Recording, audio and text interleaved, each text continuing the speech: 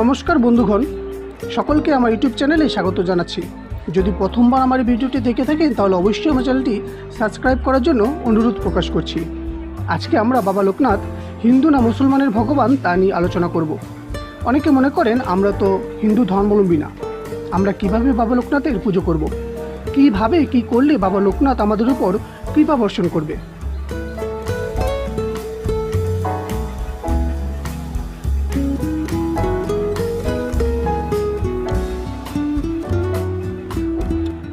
শিষ্যদের সিদ্ধিলাভের পর ভগবান গাঙ্গুলি তাদের নিয়ে মক্কা দর্শনের অভিলাষ করেন। তারা পায়ে হেঁটে রওনা দিয়ে মক্কা যান। প্রথমে তারা উপস্থিত হলেন কাবুলে। সেখানে মোল্লা সাদি নামে একজন ধর্মশাসকজ্ঞ ধার্মিক মুসলমানের সাথে তাদের পরিচয় হয়। তারা একসাথে কোরআন ও ইসলাম ধর্ম বিষয়ে নানান আলোচনা করেন।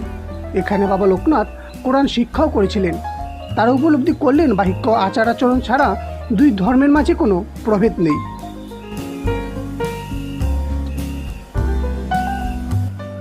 বাবা লোকনাথ কাবুলের পর মদিনায় আসেন। এখানে বেদ ও কোরআন নিয়ে তিনি আলোচনা করেন। এখান থেকে তারা মক্কার পথে যাত্রা করেন এবং যাত্রা পথে আবুল গফুর নামে এক 400 বছর বয়সী উচ্চস্তরের মুসলমান ফকিরের দর্শনের জন্য তার আস্তানায় যান।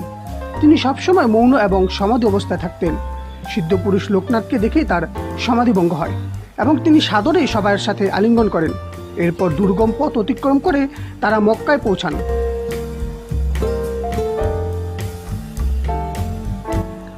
বাবা লোকনাথ বিশ্ব ভ্রমণ করেছিলেন। তারপর বারুদি এসেছিলেন। বারুদিতে আসাকালে প্রচুর লোকজন তাকে ভণ্ড সাধু এবং ইট পাথর ছুঁড়ছিলেন। বাবা লোকনাথ কারো উপর কোনো রাগ করেননি। এক সময় বাবা লোকনাথের প্রচুর জল পিপাসা পেয়েছিল। তিনি খুঁজতে থাকেন কোথায় জল পাওয়া যায়। এক সময় দেখতে পেলেন এক লোক মাঠে হাল বাইছিলেন।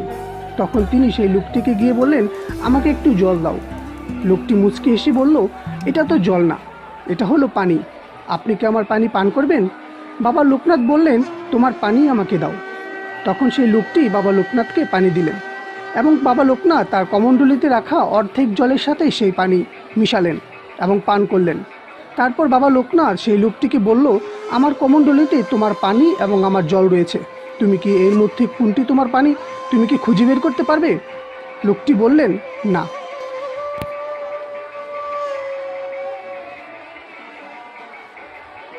বাবা লোকনাথ ব্রহ্মচারী এমন একজন ব্যক্তিত্ব যাকে সবাই সম্মান ও শ্রদ্ধা করেন।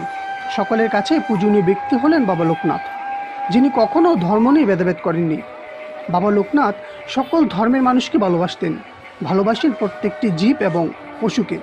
তাই তো 19শে জ্যৈষ্ঠ হিন্দু, মুসলিম, বৌদ্ধ ও খ্রিস্টান সকল ধর্মের মানুষ বাবা লোকনাথের মন্দিরে আসেন প্রদীপ জ্বালানোর জন্য।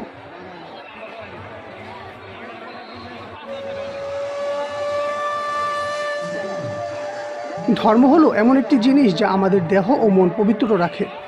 ধর্ম রক্ষা ও মানবতা প্রচারের জন্য যুগে যুগে কিছু পবিত্র আত্মার জন্ম হয়েছে। তার মধ্যে এক হলো বাবা লোকনাথ।